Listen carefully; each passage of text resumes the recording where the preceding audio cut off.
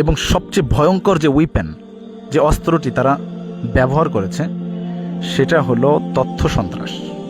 আপনি অবাক হবেন যে বাংলাদেশে এই তাবলিগের ফিতনায় যেই পরিমাণ মিথ্যা অপপ্রচার চালানো হয়েছে, এটার মোকাবেলায় সত্যকে তুলে ধরা এটা হবে পাহাড়কে মাথা দিয়ে ঠেলে নেওয়ার মতো।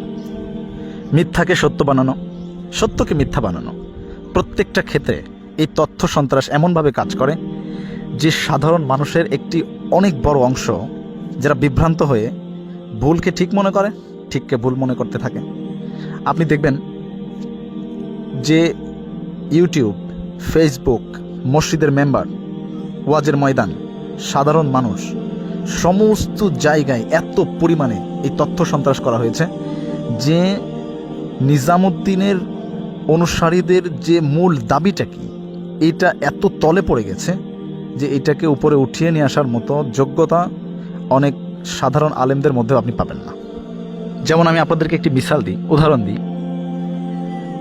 ওলামাদের বেতন প্রসঙ্গ, এই জিনিসটা নিয়ে যে বাংলাদেশে মৌলানা সাদ সাহেবের ব্যাপারে যে অপপ্রচারটি চালানো হয়েছে, যে মৌলানা সাদ সাহেব বলেছেন যে ওলামারা যে বেতন মসজিদ মাদ্রাসাতে খেদমতের বিনিময়ে যেটা পায়, এটা হচ্ছে একজন বেশ্যার উপার্জনের থেকেও নিকৃষ্ট এবং বেশ্যারা তাদের আগে কিয়ামতের দিন জান্নাতে চলে যাবে।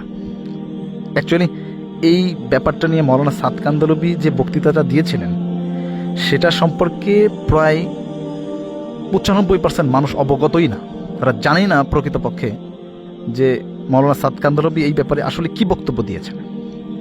তথ্য সন্ত্রাসের কারণে যখন মসজিদের মেম্বার, ওয়াজের ময়দান, ইউটিউব, ফেসবুক, সাধারণ মানুষকে পরস্পর বলতে থাকা, এইগুলা যখন এত পরিমাণে চালানো হয়েছে যে প্রকৃতপক্ষে মৌলানা সাদ কান্দলবি যে কী বলেছেন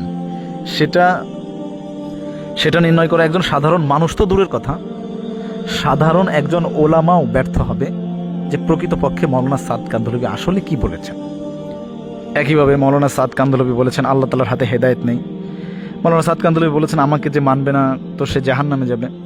মৌলানা সাদ সাহেব উনি মুসা আলাইহিস সালামের ভুল ধরছেন, মৌলানা সাদ সাহেব সুলাইমান আলাইহিস সালামের ভুল ধরছেন, উনি সাহাবাদের ভুল ধরছেন। মানে এত পরিমাণে তথ্য সন্ত্রাস করা হয়েছে, ফলে প্রকৃত সত্যকে বুঝতে পারা এটা তো এক মহা মুশকিল হয়ে পড়েছে। এবং সর্বশেষ যে টুঙ্গির ময়দানে যে 24 সালের যে ঘটনা ঘটল, এই ঘটনার ক্ষেত্রেও তারা এই 3টে উইপেনই ব্যবহার করেছে। বিশেষভাবে তথ্য সন্ত্রাসকে তারা ভয়ঙ্করভাবে ব্যবহার করেছে যে মাওলানা সাদ কান্দলবির অনুসারীরা তারা মূলত অ্যাটাক করেছে। আমি আরেকটা ভিডিও বানিয়েছি ওখানে যে আসলে মাওলানা সাদ কান্দলবির অনুসারীরা হামলা করার মাধ্যমে কি তারা লাভবান হলো নাকি ক্ষতিগ্রস্ত হলো। এই হামলাটার মাধ্যমে সবচেয়ে বেশি ফায়দা লুটতেছে যারা, প্রকৃতপক্ষে এই হামলার মাস্টার মাইন্ডই হচ্ছে তারা। এবং তারা সাধারণ মানুষকে যেভাবে তথ্য সন্ত্রাস করে যে সাধারণ মানুষের মগজকে ধোলাই করেছে, যার কারণে বাংলাদেশে এই উদ্ধত পরিস্থিতির সৃষ্টি হয়েছে। সর্বশেষ আমি একটি কথা বলতে চাই, সেটা হলো আল্লাহ তাআলা কোরআনে বলেছেন ইত্তাকুল্লাহ ওয়া কুনু মাস সাদিকিন, যে তোমরা আল্লাহ তাআলাকে ভয় করো এবং সত্যবাদীদের সাথে থাকো। এই জন্যে আমরা আল্লাহ তাআলাকে ভয় করি, সত্যবাদীদের সাথে থাকি। এরকম না যে যেদিকে সংখ্যা বেশি আছে ওই দিকে থাকাই হকের আলামত। সংখ্যা দিয়ে কখনো হক বাতিল নির্ণয় করা যায় না।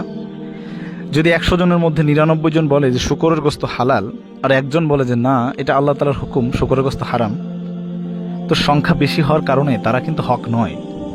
সারা দুনিয়াতে মুসলমানদের থেকে মুশরিকরা কিন্তু সংখ্যায় বেশি।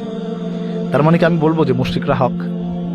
কখনোই না। নূহ আলাইহিস সালাম 950 বছর মেহনত করছেন, মাত্র 80 থেকে 82 জন দিন কবুল করছেন, বাকিরা সবাই গোমরা হয়ে গেছে।